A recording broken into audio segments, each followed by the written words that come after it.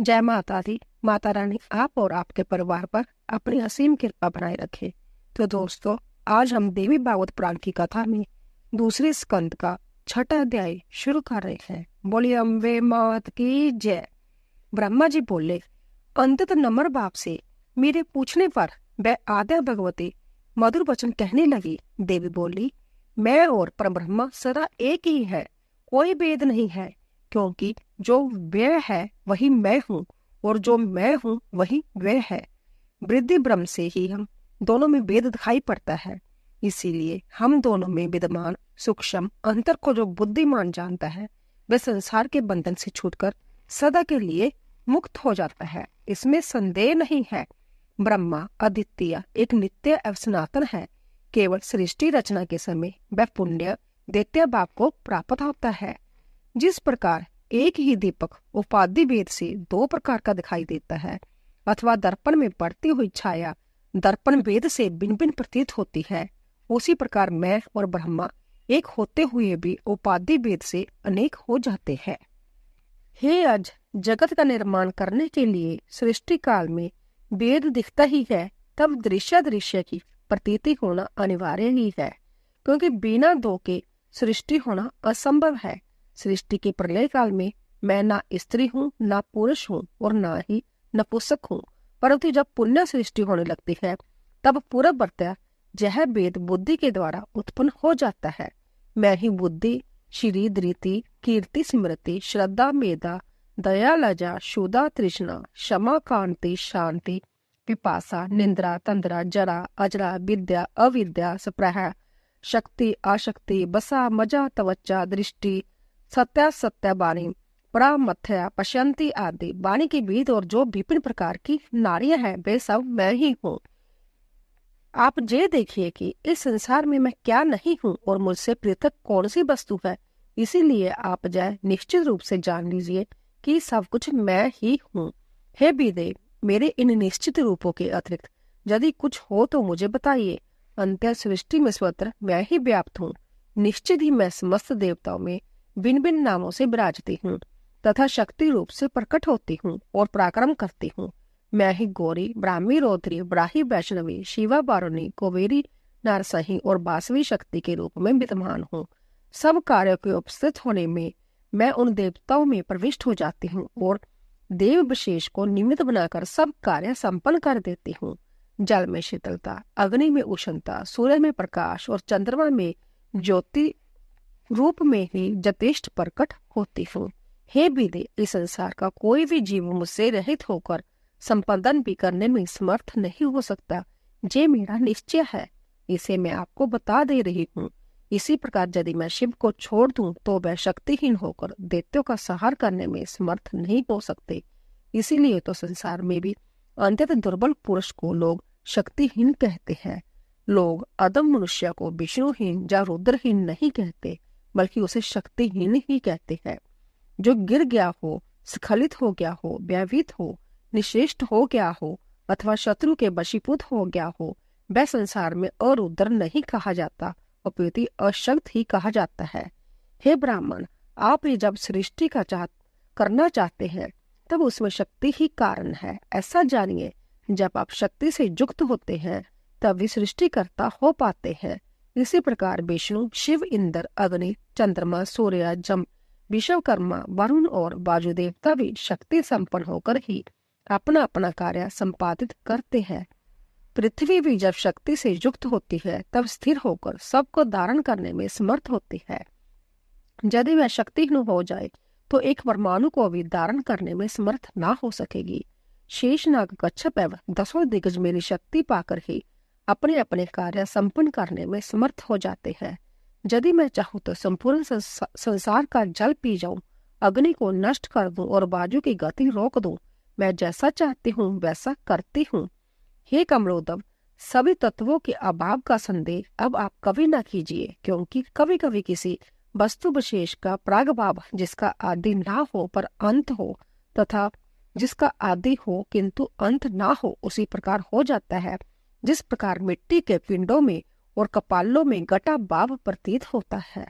आज जहाँ पृथ्वी नहीं है तब वह कहाँ चली गई, इस पर विचार करने पर वह पृथ्वी परमाणु रूप से विद्यमान तो है ही, ऐसा जानना चाहिए। शाश्वत, क्षणिक, शून्य, नित्य, अनित्य और अहंकार, सकृतक, इन 7 वेदों में सृष्टि का वर्णन विवेचित है। इसीलिए हे अज, अब आप इस महातत्व को ग्रहण कीजिए जिससे अहंकार की उत्पत्ति होती है। फिर आप पूर्व की भांति समस्त प्राणियों की रचना कीजिए। अब आप लोग जाइए तथा अपने अपने लोकों की रचना करके निवास कीजिए और देव का चिंतन करते हुए अपने अपने कार्य कीजिए।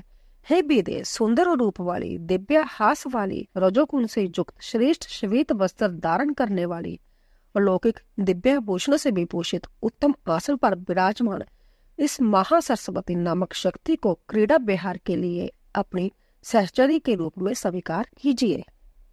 यह सुंदरी सदा आपकी सहचरी बनकर रहेगी। इस पूज्यतम प्रेयसी को मेरी विभूति समझकर कभी भी इसका तिरस्कार न कीजिएगा। अब आप शीघ्र ही इसे साथ लेकर सत्यलोक में प्रस्थान करें और तत्व बीज से 4 प्रकार की समस्त सृष्टि करने में तत्पर हो जाए। समस्त जीवों और कर्मों के साथ जो लिंग कोश है उन्हें पूर्व की भांति आप प्रतिष्ठित कर दे। काल, कर्म और स्वभाव नाम वाले इन कारणों से समस्त चराचर सृष्टि को पूर्व की भांति अपने अपने स्वभाव और गुणों से युक्त कर दीजिए।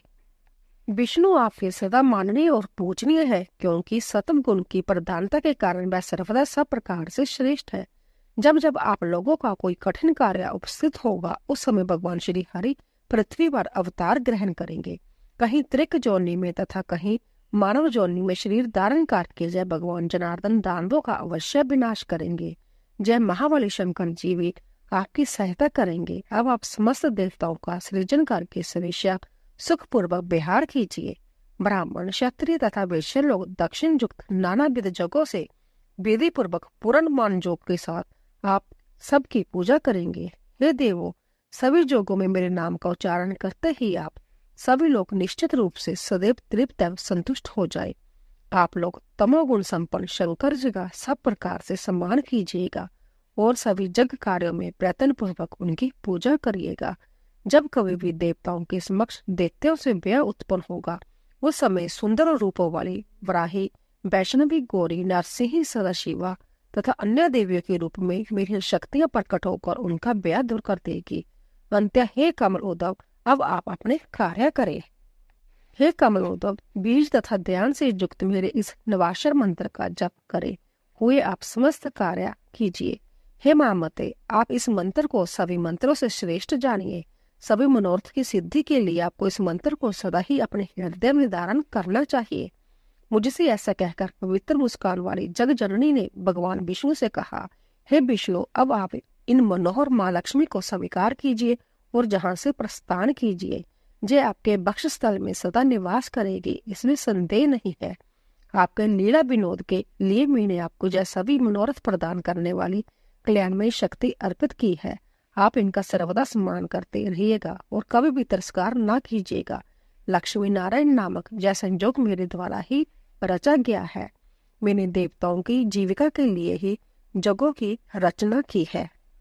आप तीनों ब्रोध बावड़ा से रहित होकर व्यवहार कीजिए। आप विष्णु, ब्रह्मा, शिव तथा जय सभी देवता मेरे ही प्रभाव से प्रादुर्भूत हुए हैं। अतएव निसंदेह आप लोग सभी प्राणियों के मान्य एवं पूज्य होंगे। जो अज्ञानी मनुष्य इनमें भेदभाव करेंगे, वह इस विभेद के कारण नरक में पड़ेंगे, इसमें संदेह नहीं है। जो विष्णु है वह ही साक्षात शिव है, और जो शिव है वह ही संभव विष्णु है। इन दोनों में भेद रखने वाला मनुष्य नरकगामी होता है। ब्रह्मा जी के संबंध में भी ऐसा ही जानिए, इसमें कोई संदेह नहीं है। हे विष्णु, गुणों के कारण इनमें जो भेद है उन्हें आपको बता रही हूँ, आप सुने।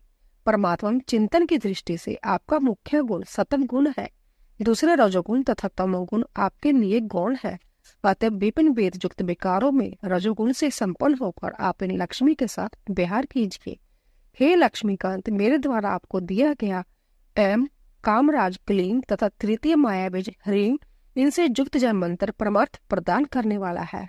आप इसे ग्रहण करके निरंतर इसका जप कीजिए तथा सुखपूर्वक विहार कीजिए। ये विष्णु, ऐसा करने से आपको ना तो मृत्यु व्यय होगा और ना काल जनित व्यय ही होगा। जब तक मैं विहार करती रहूंगी तब तक यह सृष्टि निश्चित रूप से रहेगी, और जब मैं संपूर्ण चराचर जगत का संहार कर दूंगी उस समय आप लोग भी मुझ में समाहित हो जाइएगा। आप लोग समस्त मनोरथों को पूर्ण करने वाले तथा मोक्ष प्रदान करने वाले इस मंत्र का अनवरत स्मरण करते रहे। अपना कल्याण चाहने वाले व्यक्ति को इस मंत्र के साथ ओंकार जोड़कर चतुर अक्षर मंत्र का जप करना चाहिए। हे पुरुषोत्तम, अब आप वैकुंठ का निर्माण कराकर उसी में निवास कीजिए और मुझ सनातनी का सतत ध्यान करते हुए इच्छा पूर्वक विहार कीजिए। ब्रह्मा जी बोले, हे नारद, विष्णु से ऐसा कहकर उस त्रिगुण आत्मा तथा निर्गुणा पर प्रकृति ने देवादिदेव शंकर से अमृतमय वचन कहा। देवी बोली, हे हर, आप इन मनोहरा माँ काली गौरी को अंगीकार कीजिए और कैलाश शिखर की रचना कराकर वहां सुखपूर्वक विहार कीजिए। तमोगुण आप में प्रधान गुण के रूप में विद्यमान रहेगा और सतगुण तथा रजोगुण आप में गौण रूप से व्याप्त रहेंगे। रजोगुण और तमोगुण के द्वारा दैत्यों के विनाश के लिए आप वहां विहार करें, और हे शरव, परमात्मा का स्मरण ध्यान करने के लिए आप तप कर चुके हैं। आप शांति प्रदान सत्व गुण का अवलंबन कीजिए। हे अनग त्रिगुणात्मक, आप तीनों देवता सृष्टि, पालन एवं संहार करने वाले हैं। संसार में कहीं भी कोई भी वस्तु इन तीनों गुणों से रहित नहीं है। जगत की जितनी भी दृश्य वस्तु है वह सब त्रिगुण आत्मिका है। इस संसार में ऐसी कोई भी दृश्य वस्तु गुण रहित ना हो तो हुई ना होगी। निर्गुण तो एकमात्र वह परमात्मा है और वही कभी दृष्टिगोचर नहीं होता। हे शंकर, समय आने पर मैं श्रेष्ठ रूपा ही वह सगुना या निर्गुणा हो जाती हूँ। हे शंभु, मैं सर्वदा कारण हूँ, कार्य का भी नहीं। किसी कारण विशेष से मैं सुगुना होती हूँ तो उस परम पुरुष के सानिध्य में निर्गुणा रहती हूँ। मैं तत्व, अहंकार, तीनों गुण और शब्द आदि विषय कार्य कारण भाव से निरंतर गतिशील रहते हैं। सत से अहंकार उत्पन्न होता है, इसीलिए मैं शिवा सबका कारण हूँ। अहंकार मेरा कार्य है और वह त्रिगुण आत्मक रूप में प्रतिष्ठ है। उस अहंकार से महतत्व उत्पन्न होता है, उसी को बुद्धि कहा जाता है। वह महातत्व कार्य है तथा अहंकार उसका कारण है। इसी अहंकार से तन मात्राओं की सदा उत्पत्ति होती है। वह तन मात्राएं पृथ्वी, जल आदि पंच महाभूतों का कारण है। सबके सृजन में 5 कर्मेंद्रियां, 5 ज्ञानेंद्रियां, 5 महाभूत और 16वां मन, यह षोडशात्मक समूह कार्य और कारण रूप होता है। वह आदि पुरुष परमात्मा न कार्य है और न कारण है। हे शिव, सबकी प्रारंभिक सृष्टि के उत्पत्ति का यही कर्म है। अभी मैंने आप लोगों की यह उत्पत्ति परंपरा संक्षेप में कही, इसीलिए हे श्रेष्ठ देव, अब आप लोग मेरा कार्य संपन्न करने के लिए इस विमान से प्रस्थान करें। जब आप लोगों पर कोई संकट आवेगा तब मैं स्मरण मात्र से तत्काल आप लोगों को दर्शन दूंगी। अंत्य हे देवों, आप लोग सर्वदा मेरा तथा सनातन परमात्मा का स्मरण करते रहें। हम दोनों के स्मरण से ही निसंदेह आप लोगों की कार्य सिद्धि होगी। ब्रह्मा जी बोले, हे नारद, ऐसे कहकर भगवती ने अपनी अव्यवद्भुत शक्तियां प्रदान कर हमें विदा किया। विष्णु को महालक्ष्मी, शिव को महाकाली और मुझे महासरस्वती की प्रदान करके उस स्थान से विदा कर दिया। उनके स्वरूप तथा अत्यंत अद्भुत प्रभाव का स्मरण करते हुए अन्य स्थान पर पहुंचकर हम लोग पुण्य पुरुष में प्रविष्ट हो गए। तब लौटकर हम तीनों पुण्य उसी विमान में बैठ गए। हमने देखा कि वहां न तो वह मणिद्वीप है, ना वह महामाया है और ना ही वह सुधा सागर है। उस समय वहां उस विमान के अतिरिक्त और कुछ दृष्टिगोचर नहीं होता था।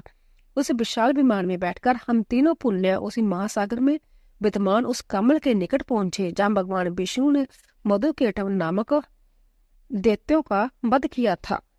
7वां अध्याय। ब्रह्मा जी बोले, हे महाभाग नारद, मैंने विष्णु तथा शंकर ने इस प्रकार के प्रभाव वाली उन देवी को तथा अन्य सभी देवियों को पृथक पृथक देखा।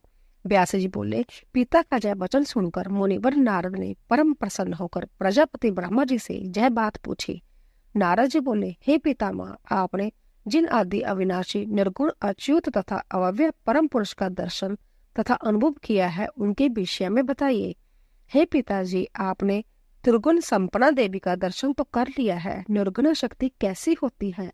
हे कमलोदव, अब आप मुझे उन शक्ति का तथा परम पुरुष का स्वरूप बताइए जिनके लिए मैंने श्वेत द्वीप में महान तपस्या की और क्रोध शून्य सिद्ध पुरुषों और महात्माओं तथा तपस्वियों के दर्शन किए। वह परमात्मा मुझे दृष्टिगोचर नहीं हुए। हे प्रजापति, इसके बाद भी उनके दर्शनार्थ मैंने वहां बार बार घोर तपस्या की। हे तात, आपने मनोरमा सगुणा शक्ति का दर्शन किया है। आप मुझे बताइए कि निर्गुण शक्ति और निर्गुण परमात्मा कैसे है। व्यास जी बोले, नारद जी ने अपने पिता प्रजापति ब्रह्मा से ऐसा पूछा। तब उन पितामह ने मुस्कुराते हुए रहस्यपूर्ण वचन कहा। ब्रह्मा जी बोले, हे मुने, निर्गुण तत्व का रूप दृष्टि गोचर नहीं हो सकता, क्योंकि जो दिखाई पड़ता है वह तो नाशवान होता है। जो रूप रहित है वह दृष्टि गोचर कैसे हो सकता है। निर्गुण शक्ति को जान पाना अंततः दुर्लभ है, और उसी प्रकार निर्गुण परम पुरुष का साक्षात भी अति दुष्कर है। यह दोनों केवल मुनि जनों के द्वारा ज्ञान से प्राप्त तथा अनुभूत किए जा सकते हैं। आप प्रकृति तथा पुरुष दोनों को आदि अंत से सर्वदा रहित जानिए। यह दोनों विश्वास से जाने जा सकते हैं, अविश्वास से कभी नहीं। हे नारद, सभी प्राणियों में जो चेतना विद्यमान है उसे ही परमात्मा स्वरूप जानो। तेज स्वरूप वह परमात्मा सर्वत्र व्याप्त है तथा सदा विराजमान है। हे महाभाव, उन परम पुरुष तथा प्रकृति को सर्वव्यापी तथा सर्वगामी समझिए। इस संसार में कोई भी पदार्थ उन दोनों से रहित नहीं है। सर्वदा अव्यय एक रूप चिद आत्मा निर्गुण तथा निर्मल उन दोनों प्रकृति पुरुष को एक ही शरीर में सब मिश्रित मानकर सदा इनका चिंतन करना चाहिए। हे नारद, जो शक्ति है वह ही परमात्मा है, और जो परमात्मा है वह ही परम शक्ति मानी गई है। इन दोनों में विद्यमान सूक्ष्म अंतर को कोई भी नहीं जान सकता। हे नारद, कोई भी व्यक्ति समस्त शास्त्रों तथा अंगों से वेदों का अध्ययन करके भी विरक्त के बिना उन दोनों के सूक्ष्म अंतर को नहीं जान पाता। हे पुत्र, जड़ चेतन रूप जय सारा जगत अहंकार से निर्मित है। ऐसी स्थिति में सैकड़ों कल्पों में भी जय अहंकार से रहित कैसे हो सकता है। हे पुत्र, सगुण मनुष्य निर्गुण को नेत्र से कैसे देख सकता है। अंत्य हे महाबुद्धे, उन परमात्मा के सगुण रूप का मन से सम्यक ध्यान करते रहो। हे मुनि श्रेष्ठ, पित्त से आश्रित जीव जिस प्रकार यथार्थ रस का अनुभव न करके केवल कटु रस का अनुभव करती है, तथा पिता असाधित नेत्र यथार्थ रूप न देखकर केवल पीले रंग को ही देखता है, उसी प्रकार गुणों से आसादित मन उस निर्गुण परमात्मा को कैसे जान पाएगा। क्योंकि मन भी तो अहंकार से उत्पन्न हुआ है, तब वह मन अहंकार से रहित कैसे हो सकता है। जब तक अंतःकरण गुण से रहित नहीं होता तब तक परमात्मा का दर्शन कैसे संभव है। जब मनुष्य अहंकार विहीन हो जाता है तब वह अपने हृदय में उनका साक्षात कर लेता है। नारद जी बोले, हे देव देवेश, तीनों गुणों का जो स्वरूप है उसका विस्तार पूर्वक विवेचन कीजिए और त्रिगुण आत्मक अहंकार के स्वरूप का भी वर्णन कीजिए। हे पुरुषोत्तम, सात्विक राजस तथा तीसरे तामस अहंकार के स्वरूप वेद को बताइए। इस प्रकार गुणों के विस्तृत लक्षणों को विपाक पूर्वक मुझको बताइए। हे प्रभु, मुझे ऐसा ज्ञान दीजिए जिसे जानकर मैं पूर्ण रूप मुक्त हो जाऊं। ब्रह्मा जी बोले, हे निष्पाप, इस त्रिविध अहंकार की 3 शक्तियां हैं, मैं उन्हें बताता हूँ। वह है ज्ञान शक्ति, क्रिया शक्ति तथा तीसरी अर्थ शक्ति। उनमें सात्विक अहंकार की ज्ञान शक्ति, राजस की क्रिया शक्ति और तामस की द्रव्य शक्ति, यह 3 शक्तियां आपको बता दी है। हे नारद, अब मैं उनके कार्यों को सम्यक रूप से बताऊंगा, सुनिए। तामसी द्रव्य शक्ति अर्थ शक्ति से उत्पन्न शब्द स्पर्श रूप रस तथा गंध जय तन्मात्राएं कही गई है। आकाश का एकमात्र गुण शब्द, वायु का गुण स्पर्श, अग्नि का गुण रूप, जल का गुण रस तथा पृथ्वी का गुण गंध है, ऐसा जानना चाहिए। हे नारद, जय तन्मात्राएं अत्यंत सूक्ष्म है। द्रव्य शक्ति से युक्त इन 5 तन्मात्राओं तथा उनके 5 गुणों से मिलकर तामस अहंकार की अनुवृत्ति से सृष्टि की रचना होती है। अब राजसी क्रिया शक्ति से उत्पन्न होने वाली इंद्रियों के विषय में मुझसे सुनिए। श्रोत्र, त्वचा, रसना, नेत्र और नासिका जय 5 ज्ञान इंद्रियां तथा वाणी, हाथ, पैर, गुदा और गुहांग जय 5 कर्म इंद्रियां उससे उत्पन्न है।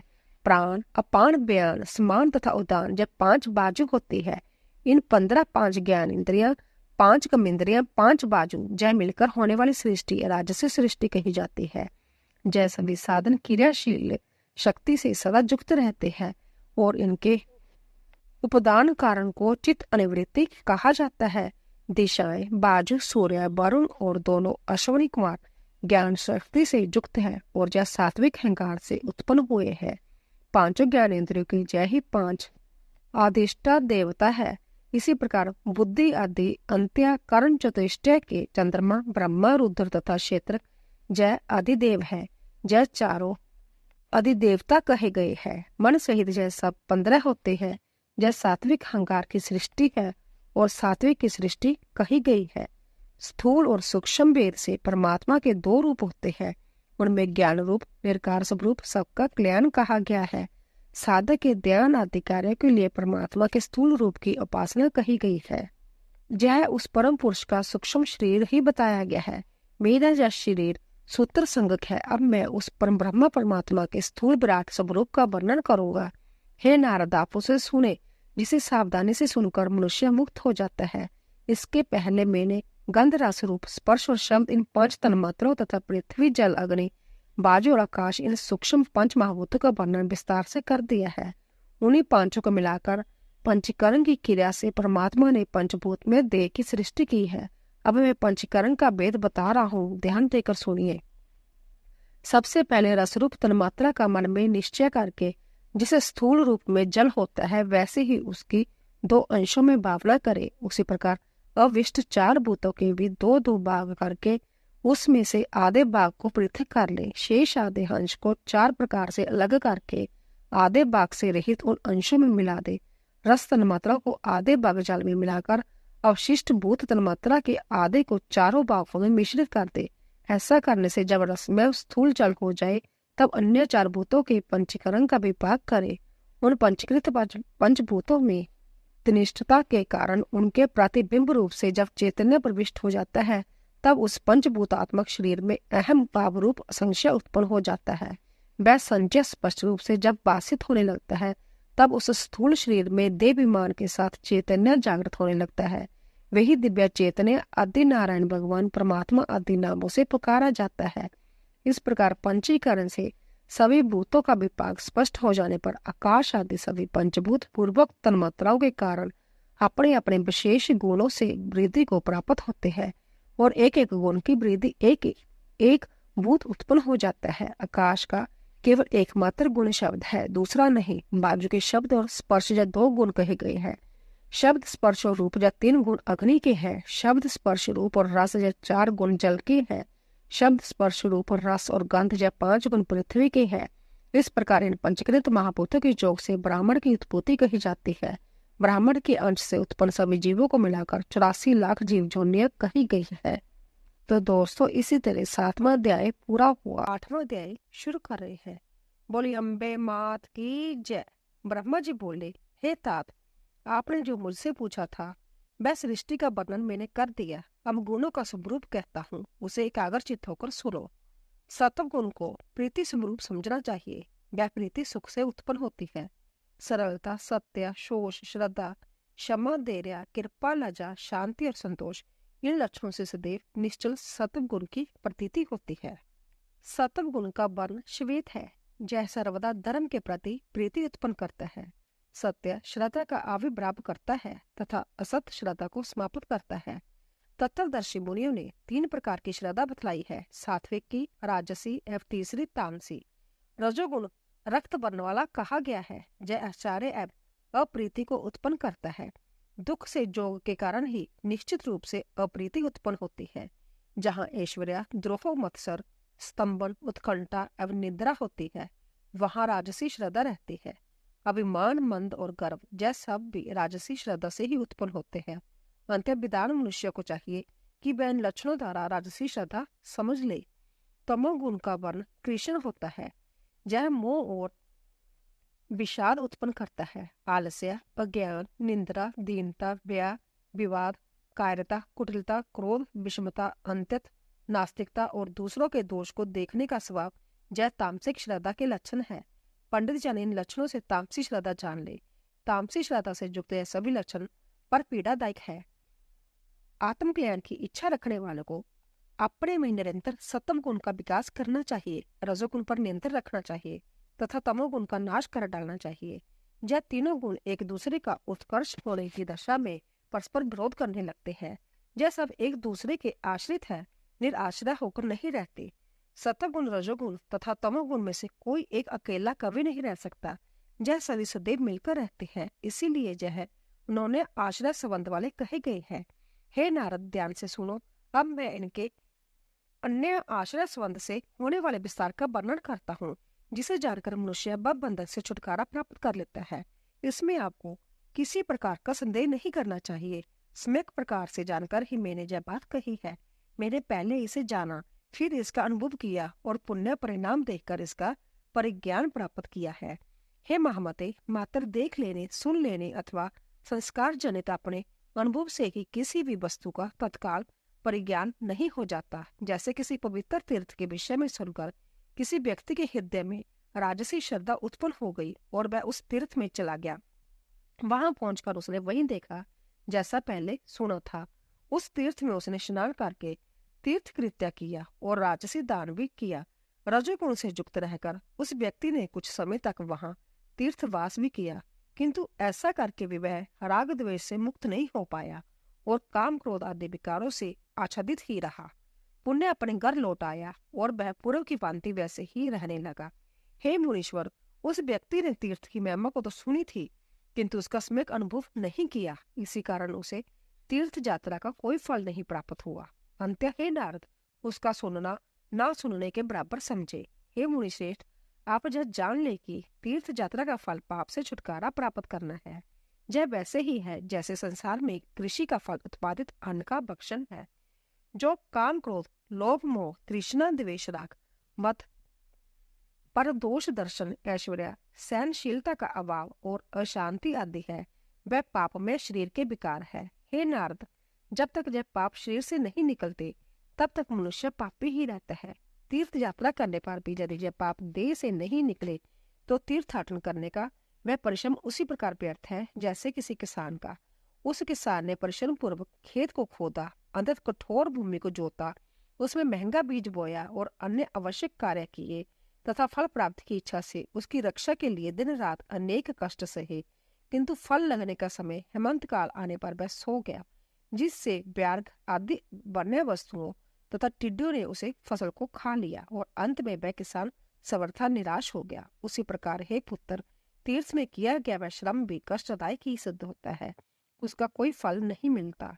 हे नारद, शास्त्र के अवलोकन से सत्वगुण सन्मुख होता है तथा बड़ी तेजी से बढ़ता है। उसका फल ये होता है कि तामस पदार्थ के प्रति वैराग्य हो जाता है।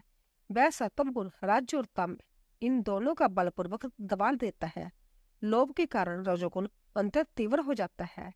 वह बड़ा हुआ रजोगुण सत्व तथा तम इन दोनों को दबा देता है। उसी प्रकार तमोगुण मोह के कारण तीव्रता को प्राप्त होकर सत्वगुण तथा रजोगुण इन दोनों को दबा देता है। जय गुण जिस प्रकार एक दूसरे को दबाते हैं, उसी में जहां पर विस्तार पूर्वक कह रहा हूँ। जब सत्वगुण बढ़ता है उस समय वृद्धि धर्म में स्थित रहती है। उस समय वह रजोगुण या तमोगुण से उत्पन्न ब्रह्म विश्व का चिंतन नहीं करती है। उस समय बुद्धि सत्वगुण से उत्पन्न होने वाले कार्य को अपनाती है। इसके अतिरिक्त वह अन्य कार्यों में नहीं फंसती। बुद्धि बिना प्रयास के ही धर्म तथा यज्ञ आदि कर्म में प्रवृत्त हो जाती है। मोक्ष की अभिलाषा से मनुष्य उस समय सात्विक पदार्थों के भोग में प्रवृत्त रहता है। वह राजसी भोग में लिप्त नहीं होता, तब भला वह तमोगुणी कार्य में क्यों लगेगा। इस प्रकार पहले रजोगुण को जीत करके वह तमोगुण को पराजित करता है। हे तात, उस समय एकमात्र विशुद्ध सत्वगुण ही स्थित रहता है। जब मनुष्य के मन में रजोगुण की वृद्धि होती है तब वह सनातन धर्मों को त्याग कर राजसी श्रद्धा के वशीभूत हो विपरीत धर्म आचरण करने लगता है। रजोगुण बढ़ने से धन की वृद्धि होती है और भोग भी राजसी हो जाता है। उस दशा में सत्वगुण दूर हो चला जाता है और उससे तमोगुण भी दब जाता है। जब तमोगुण की वृद्धि होती है और वह उत्कट हो जाता है तब वेद तथा धर्मशास्त्र में विश्वास नहीं रह जाता। उस समय मनुष्य तामसी श्रद्धा प्राप्त करके धन का दुरुपयोग करता है, सबसे द्रोह करने लगता है तथा उसे शांति नहीं मिलती। वह क्रोधी, दुबुद्धि तथा दुष्ट मनुष्य सत्व तथा रजोगुण को दबाकर अनेक विध तामसिक विचारों में लीन रहता हुआ मनमाना आचरण करने लगता है। किसी भी प्राणी में सत्वगुण, रजोगुण तथा तमोगुण अकेले नहीं रहते, अपितु मिश्रित धर्म वाले वह तीनों गुण एक दूसरे के आश्रयभूत होकर रहते हैं। हे पुरुष श्रेष्ठ, रजोगुण के बिना सत्व गुण और सत्व गुण के बिना रजोगुण कदापि रह नहीं सकते। इसी प्रकार तमोगुण के बिना यह दोनों गुण नहीं रह सकते। इसी प्रकार यह गुण परस्पर स्थित रहते हैं। सत्वगुण तथा रजोगुण के बिना तमोगुण नहीं रहता, क्योंकि इन मिश्रित धर्म वाले सभी गुणों की स्थिति कार्य कारण भाव से विभिन्न प्रकार की होती है। यह सभी गुण अन्य आश्रय भाव से विद्यमान रहते हैं, अलग अलग भाव से नहीं। प्रसव धर्मी होने के कारण यह एक दूसरे के उत्पादक भी होते हैं। सत्व गुण कभी रजोगुण को और कभी तमोगुण को उत्पन्न करता है। इसी तरह रजोगुण कभी सत्वगुण को तथा कभी तमोगुण को उत्पन्न करता है। इसी प्रकार तमोगुण कभी सत्वगुण को एवं कभी रजोगुण को भी उत्पन्न करता है। जब तीनों गुण आपस में एक दूसरे के उसी प्रकार उत्पन्न कर देते हैं जिस प्रकार मिट्टी का लोदा गड़े को उत्पन्न कर देता है। मनुष्य की बुद्धि स्थित यह तीनों गुण परस्पर कामनाओं की उसी प्रकार जागृत करते हैं जैसे देवदत्त, विष्णु मित्र और जगदत्त आदि मिलकर काम करते हैं। जिस प्रकार स्त्री और पुरुष आपस में मिथुन भाव को प्राप्त होते हैं, उसी प्रकार यह तीनों गुण जुगम भाव को प्राप्त रहते हैं। रजोगुण का जुगम भाव होने पर सत्वगुण, सत्वगुण का जुगम भाव होने पर रजोगुण और तमोगुण के जुगम भाव से सत्वगुण तथा रजोगुण यह दोनों उत्पन्न होते हैं, ऐसा कहा जाता है। नारद जी बोले, इस प्रकार पिताजी ने तीनों गुणों के अति उत्तम स्वरूप का वर्णन किया। इसे सुनने के पश्चात मैंने पुण्य पितामह ब्रह्मा से पूछा। 9वां अध्याय। नारद जी बोले, हे तात, आपने गुणों के लक्षणों का वर्णन किया, किंतु आपके मुख से निसृत वाणी रूपी मधुर रस का पान करता हुआ मैं अभी भी तृप्त नहीं हुआ हूँ। अतः आप इन गुणों के सूक्ष्म ज्ञान का यथावत वर्णन कीजिए, जिससे मैं अपने हृदय में परम शांति का अनुभव कर सकूं। व्यास जी बोले, अपने पुत्र महात्मा नारद के इस प्रकार पूछने पर रजोगुण से आविर्भूत सृष्टि निवार्ता ब्रह्मा जी ने कहा। ब्रह्मा जी बोले, हे नारद, सुनिए, अब मैं गुणों का विस्तृत वर्णन करूंगा। यद्यपि मैं इस विषय में सम्यक ज्ञान नहीं रखता, फिर भी अपनी बुद्धि के अनुसार आपसे वर्णन कर रहा हूँ। केवल सत्वगुण कहीं भी परिलक्षित नहीं होता। गुणों का परस्पर मिश्री भाव होने के कारण वह सत्वगुण भी मिश्रित दिखाई देता है। जिस प्रकार सब भूषणों से विभूषित तथा हाव भाव से युक्त कोई सुंदरी स्त्री अपने पति को विशेष प्रिय होती है तथा माता पिता एवं बंधु बांधवों के लिए भी प्रीतिकर होती है, किंतु वही स्त्री अपने सोतों के मन में दुख और मोह उत्पन्न करती है। इसी प्रकार सत्वगुण के स्त्री भावपन से होने के कारण रजोगुण और तमोगुण से मिलने पर भिन्न वृत्ति उत्पन्न होती है। ऐसे ही रजोगुण तथा तमोगुण के स्त्री भावपन होने पर एक दूसरे के परस्पर संयोग के कारण विपरीत भावना प्रतीत होती है। हे नारद, यदि ये तीनों गुण मिश्रित न होते तो उनके स्वभाव में एक सी ही प्रवृत्ति रहती, किंतु तीनों गुणों में मिश्रण होने के कारण ही विपन्नताएं दिखाई देती है। जैसे कोई रूपवती स्त्री यौवन लज्जा तथा विनय से युक्त हो, साथ ही वह धर्म शास्त्र के अनुकूल हो तथा काम शास्त्र को जानने वाली हो, तो वह अपने पति के लिए प्रीतिकर होती है, किंतु सोतों के लिए कष्ट देने वाली होती है। सोतों के लिए मोह तथा दुख देने वाली होने पर भी कुछ लोगों के द्वारा वह सत्वगुणी कही जाती है, और सत्वगुण के अनेक शुभ कार्य करने पर भी वह सोतों को विपरीत भाव वाली प्रतीत होती है। जैसे राजा की सेना चोरों से पीड़ित सज्जनों के लिए सुख देने वाली होती है, किंतु वही सेना चोरों के लिए दुखदायिनी, मूर्ख तथा गुणहीन होती है। इससे प्रकट होता है कि स्वाभाविक गुण भी विपरीत लक्षणों वाले दिख पड़ते हैं। जैसे किसी दिन जब चारों ओर काले काले मेघ घिर आए हो, बिजली चमक रही हो, मेघ गरज रहे हो, अंधकार से आच्छादित हो और घनघोर वर्षा के कारण सूखी भूमि सींच रही हो, तब भी लोग उसे तमोरूप गढ़ अंधकार से व्याप्त दुर्योधन नाम से ही पुकारते हैं। एक और वही दुर्योधन किसानों को खेत जोतने तथा बीज बोने की सुविधा देने के कारण सुखदायी प्रतीत होता है, किंतु दूसरी ओर वही दुर्योधन उन अभाग्य गृहस्थों के लिए दुखदायी हो जाता है जिनके घर अभी छाए नहीं जा सकते और जो तृष्ण काष्ठ आदि के संग्रह में व्यस्त है। साथ ही वह दुर्दिन उन स्त्रियों के हृदय में शोक उत्पन्न करता है जिनके पति प्रदेश गए हुए हैं। उसी प्रकार जय सत्व आदि गुण अपनी स्वाभाविक परिस्थितियों में रहते हुए भी अन्य गुणों से मिलने पर विपरीत दृष्टिगोचर होते हैं। हे पुत्र, अब मैं उन गुणों के लक्षण पुण्य बता रहा हूँ, सुनो। सत्व गुण सूक्ष्म, प्रकाशक, स्वश, निर्मल एवं व्यापक होता है। जब मानव के संपूर्ण अंग और नेत्र आदि इंद्रिय हल्के हो, मन निर्मल हो तथा वह उन राजस एवं तामस विषयों को न ग्रहण करता हो, तब यह समझ लेना चाहिए कि शरीर में अब सत्व गुण प्रधान रूप से विद्यमान है। जब जिस किसी की देह में रजोगुण प्रधान रूप में विद्यमान रहता है, तब यह बार बार जमाई, तंबन, तंद्रा तथा चंचलता उत्पन्न करता है। इसी प्रकार जब अंतत क्लेह करने का मन चाहता हो, अन्यत्र जाने की इच्छा हो, चित्त चंचल हो और वाद विवाद में उलझने की प्रवृत्ति हो, मन में काम भावना का गहरा पर्दा पड़ जाए, तब यह समझ ले कि शरीर में तमोगुण की प्रधानता है। उस समय शरीर के अंग बारी हो जाते हैं, इंद्रिय तामसिक भावों के वशीभूत रहती है, चित्त विमूढ़ रहता है और वह निंद्रा की इच्छा नहीं करता। हे नारद, इस प्रकार सभी गुणों के लक्षण समझना चाहिए। नारद जी बोले, हे पितामह, आपने तीनों गुणों के भिन्न भिन्न लक्षणों वाला बताया, तो फिर जब एक स्थान में होकर निरंतर कार्य कैसे करते हैं? विपरीत होते हुए भी शत्रु रूप जय गुण एकत्रित होकर मिल करके किस प्रकार कार्य करते हैं, जय मुझे बताइए। ब्रह्मा जी बोले, हे पुत्र सुनो, मैं बताता हूँ। उन तीनों गुणों का स्वभाव दीपक के समान है। जैसे दीपक में तेल, बत्ती और अग्नि शिखा तीनों परस्पर विरोधी धर्म वाले हैं, परंतु तीनों के सहयोग से ही दीपक वस्तुओं आदि का दर्शन कराता है।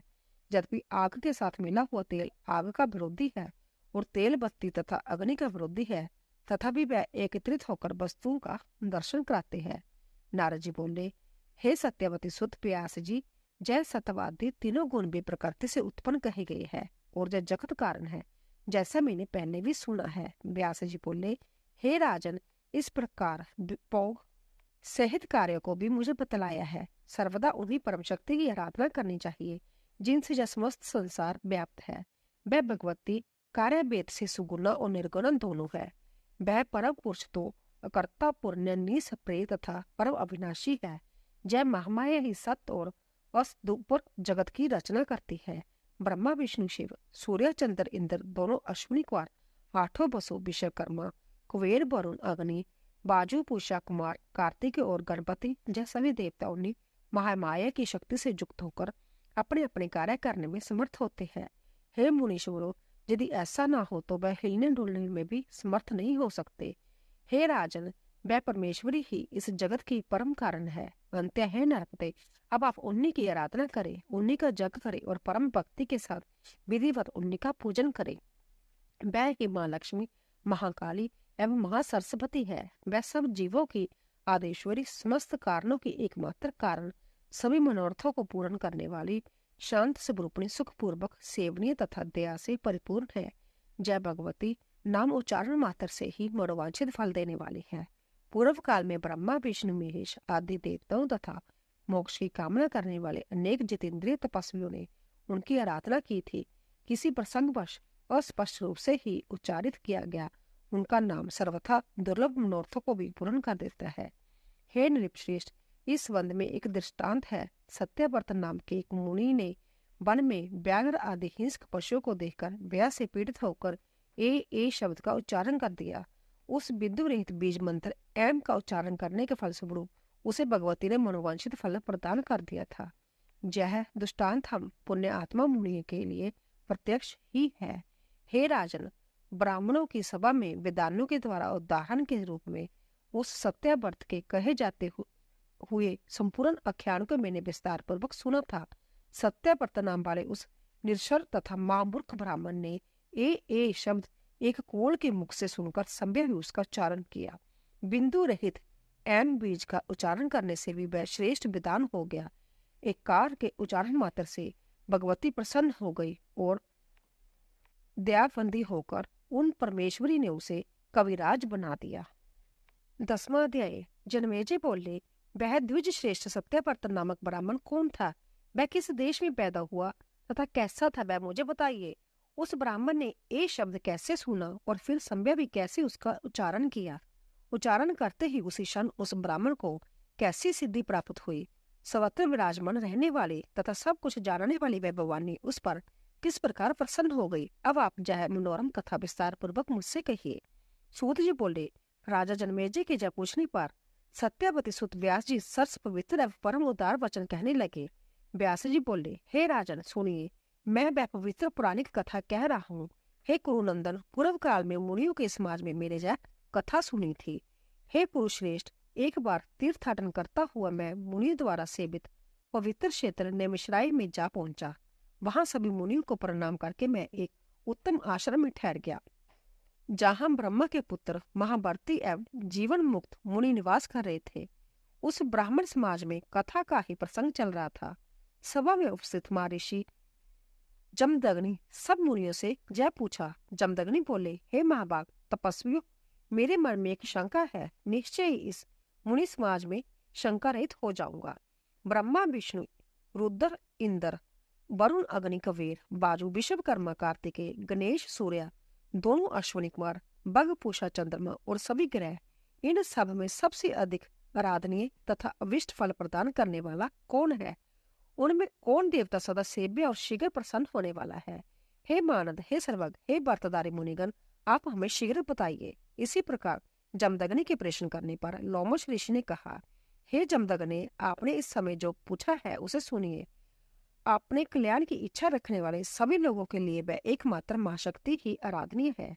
वह ही प्रकृति आदि स्वरूपा सर्वगामिनी सर्वदायिनी और कल्याणकारिणी है। वह ही ब्रह्मा आदि श्रेष्ठ देवताओं की जननी है और वह ही संसार रूपी वृक्ष की मूल रूपणी आदि प्रकृति है। वह भगवती केवल नाम का उच्चारण तथा स्मरण करते ही निश्चित रूप से अविष्ट फल प्रदान करती है। जो लोग उनकी उपासना करते हैं उन्हें वरदान देने के लिए वह सर्वदा दयालुचित रहती है। हे मुनिगण, उनके नाम अक्षर के उच्चारण मात्र से ही एक ब्राह्मण ने जिस प्रकार सिद्धि प्राप्त थी वह पवित्र वृत्तांत मैं आप लोगों को कहता हूँ, सुनिए। कौशल देश में देवदत्त नामक एक विद्वान ब्राह्मण रहता था। वह निसंतान था, इसलिए उसे पुत्र प्राप्ति के लिए विधि पूर्वक यज्ञ किया। तमसा नदी के तट पर पहुंचकर उसने उत्तम यज्ञ मंडप बनाया और वेदक तथा यज्ञ कर्म में निपुण ब्राह्मणों को आमंत्रित करके विधि पूर्वक यज्ञ वेदी बनवाकर तथा अग्नि स्थापन करके उस श्रेष्ठ ब्राह्मण ने विधिवत पुत्रेष्टि यज्ञ आरंभ कर दिया। उसने उस यज्ञ में मुनिवर सुत्रोह को ब्रह्मा, जगवल्लभ को तरवजु तथा बृहस्पति को होता, पैल मुनि को प्रस्तोता तथा गोविल को उद्गाता बनाया एवं अनन्या उपस्थित मुनियों को जग का सभासद बनाकर उन्हें विधिवत प्रचुर धन प्रदान किया। साम वेद का गान करने वाले श्रेष्ठ उद्गाता गोपिल मुनि सातों स्वरों से युक्त तथा स्वर से समन्वित रत्नांतर साम का गान करने लगे। बार बार श्वास लेने के कारण गोबिल का स्वर भंग हो गया। तब देवदत्त को क्रोध आ गया और उसने तुरंत गोविल मुनि से कहा, हे मुनि मुखिया, तुम मूर्ख हो। तुमने आज मेरे द्वारा पुत्र प्राप्ति के लिए किए जाते हुए इस काम्य कर्म में स्वर भंग कर दिया। तब गोपिल मुनि अंतित क्रोधित होकर देवदत्त से कहने लगे, इस यज्ञ के फलस्वरूप उत्पन्न होने वाला तुम्हारा पुत्र मूर्ख, शठ और गूंगा होगा। हे मामते, सभी प्राणियों के शरीर में श्वास आता जाता रहता है, इसे रोक पाना बड़ा कठिन है। अंत ऐसी स्थिति में स्वर भंग हो जाने में मेरा कुछ भी दोष नहीं है। महात्मा गोपिल का जय वचन सुनकर शाप से भयभीत देवदत्त ने अंततः दुखी होकर उनसे कहा, हे विप्र, आप मुझे निर्दोष पर व्यर्थ ही क्यों क्रुद्ध हो? मुनि लोग तो सदा क्रोध रहित और सुखदायक होते हैं। हे विप्र, थोड़े से अपराध पर आपने मुझे शाप क्यों दिया? पुत्रहीन होने के कारण मैं तो पहले से ही बहुत दुखी था, उस पर भी शाप देकर आपने मुझे और भी दुखी कर दिया। वेद के विद्वानों ने कहा है कि मूर्ख पुत्र की अपेक्षा पुत्रहीन रहना ही अच्छा है। उस पर भी मूर्ख ब्राह्मण तो सबके लिए निंदनीय होता है। वह पशु एवं शूद्र के समान सभी कार्यों में अयोग्य माना जाता है। अंत्य, हे विप्र, मूर्ख पुत्र को लेकर मैं क्या करूंगा? मूर्ख ब्राह्मण शूद्र तुल्य होता है, इसमें संदेह नहीं है, क्योंकि वह ना तो पूजा के योग्य होता है और ना दान लेने का पात्र ही होता है। वह सब कार्यों में निंदित होता है। किसी देश में रहता हुआ वेद शास्त्र विहीन ब्राह्मण कर देने वाले शूद्र की भांति एक राजा के द्वारा समझा जाना चाहिए। फल की इच्छा रखने वाले पुरुष को चाहिए कि देव तथा पितृ कार्य के अवसर पर उस मूर्ख ब्राह्मण को आसन पर न बिठाए। राजा भी वेद विहीन ब्राह्मण को शूद्र के समान समझे और उसे शुभ कार्यों में नियुक्त न करे, बल्कि उसे कृषि के काम में लगा दे। ब्राह्मण के अभाव में कुश के चट से संभव श्राद्ध कार्य कर लेना ठीक है, किंतु मूर्ख ब्राह्मण से कभी भी श्राद्ध कार्य नहीं कराना चाहिए। मूर्ख ब्राह्मण को भोजन से अधिक आनंद नहीं देना चाहिए, क्योंकि देने वाला व्यक्ति नरक में जाता है और लेने वाला तो विशेष रूप से नरकगामी होता है। उस राजा के राज्य को धिक्कार है जिसके राज्य में मूर्ख लोग निवास करते हैं और मूर्ख ब्राह्मण भी दान सम्मान आदि से पूजित होते हैं।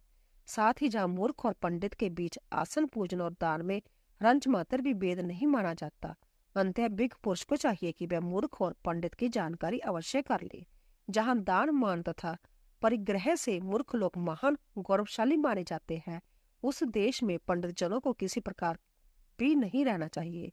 दुर्जन व्यक्तियों की संपत्तियां दुर्जनों के उपकार के लिए ही होती है। जैसे अधिक फलों से लदे हुए नीम के वृक्ष का वो केवल कोए ही करते हैं। वेदक ब्राह्मण जिसका अन्न खाकर वेद अभ्यास करता है, उसके पूर्वज परम प्रसन्न होकर स्वर्ग में विहार करते हैं। अतएव हे वेदों को श्रेष्ठ गोपिल मुने, आपने जे क्या कह दिया। इस संसार में मूर्ख पुत्र का पिता होना तो मृत्यु से भी बढ़कर कष्टप्रद होता है। हे महाभाग, अब आप इस शाप से मेरा उद्धार करने की कृपा कीजिए। आप दिनों का उद्धार करने में समर्थ हैं, मैं आपके पैरों पर पड़ता हूँ। लोमश बोले। यह कहकर देवदत्त अंततः दीन हृदय तथा असहाय होकर नेत्रों में आंसू भरकर स्तुति करता हुआ मुनि के पैरों पर गिर पड़ा। तब उस दीन हृदय देवदत्त को देखकर गोपिल मुनि को दया आ गई। महात्मा लोग क्षण भर के लिए ही कोप करते हैं, किंतु पापियों को कोप कल्प पर्यंत बना रहता है। जल स्वभावतः शीतल होता है, वही जल अग्नि तथा धूप के संयोग से गर्म हो जाता है, किंतु पुण्य उनका संयोग हटते ही वह शीघ्र शीतल हो जाता है। तब दयालु गोपिल मुनि ने अंततः दुखित देवदत्त से कहा, तुम्हारा पुत्र मूर्ख होकर भी बाद में विद्वान हो जाएगा। इस प्रकार वर पा लेने पर द्विजवर देवदत्त प्रसन्न हो गए। उन्होंने विधिवत पुत्रेष्टि जग समापन करके ब्राह्मणों को विदा किया। कुछ समय बीतने पर देवदत्त की पतिव्रता तथा रूपवती भार्या रोहिणी, जो कि रोहिणी के समान शुभ लक्षणों वाली थी, उसने यथा समय गर्भ धारण किया। देवदत्त विधि विधान के साथ गर्भदान आदि कर्म किए। फिर पुष्पन श्रृंगारकरण तथा इमंतोन्नयन संस्कार वेद विधि के साथ संपन्न किए। उस समय अपने जग को सफल जानकर प्रसन्न मन से उन्होंने बहुत से दान दिए। रोहिणी नक्षत्र युक्त शुभ दिन में रोहिणी ने पुत्र को जन्म दिया। देवदत्त ने शुभ दिन और मुहूर्त में नवजात शिशु का जातकर्म संस्कार किया और पुत्र दर्शन करके यथा समय उसका नामकरण भी कर दिया। पूर्व बातों को जानने वाले देवदत्त ने अपने पुत्र का नाम उतत्य रखा। 8वें वर्ष में शुभ योग तथा शुभ दिन में पिता देवदत्त ने अपने उस पुत्र का विधिवत उपनयन संस्कार संपन्न किया। ब्रह्मचार्य व्रत में स्थित उतत्य को आचार्य वेद पढ़ाने लगे, किंतु वह एक शब्द का भी उच्चारण नहीं कर सका। मुड़ की भांति चुपचाप बैठा रहा। उसके पिता ने उसे अनेक प्रकार से पढ़ाने का प्रयत्न किया, किंतु उस मूर्ख की बुद्धि उस ओर प्रवृत्त नहीं होती थी। वह मूर्ख के समान पड़ा रहता था। इससे उसके पिता देवदत्त उसके लिए बहुत चिंतित हुए। इस प्रकार निरंतर वेद अभ्यास करते हुए वह बालक 12 वर्ष का हो गया, किंतु बलिभांति संध्या वंदन करने तक की भी विधि भी न जान पाया। सभी ब्राह्मणों, तपस्वियों तथा अनन्य लोगों में यह बात विस्तृत रूप से फैल गई कि देवदत्त का पुत्र महामूर्ख निकल गया। हे मुने, वह जहाँ कहीं जाता लोग उसकी हंसी उड़ाते थे, जहाँ तक कि उसके माता पिता भी उस मूर्ख को कोसते हुए उसकी निंदा किया करते थे। इस प्रकार जब सभी लोग, माता पिता तथा बंधु बांधव उसकी निंदा करने लगे, तब उस ब्राह्मण बालक के मन में वैराग्य उत्पन्न हो गया और वह वन में चला गया। अंदाजा पंगु पुत्र ठीक है, किंतु मूर्ख पुत्र ठीक नहीं है। माता पिता के ऐसा कहने पर वह वन में चला गया। गंगा के किनारे एक उत्तम स्थान पर सुंदर पर्णकुटी बनाकर वह वनवासी का जीवन व्यतीत करते हुए एक निष्ठ होकर वहीं रहने लगा। मैं असत्य नहीं बोलूंगा, ऐसी दृढ़ प्रतिज्ञा करके ब्रह्मचार्य व्रत का पालन करते हुए वह उसी सुंदर आश्रम में रहने लगा। बोले अम्बे मात की जय। तो दोस्तों, अगर आपको हमारी कथा पसंद आ रही हो, प्लीज जाने से पहले कमेंट बॉक्स में जय माता दी अवश्य लिखें। आप सभी का धन्यवाद।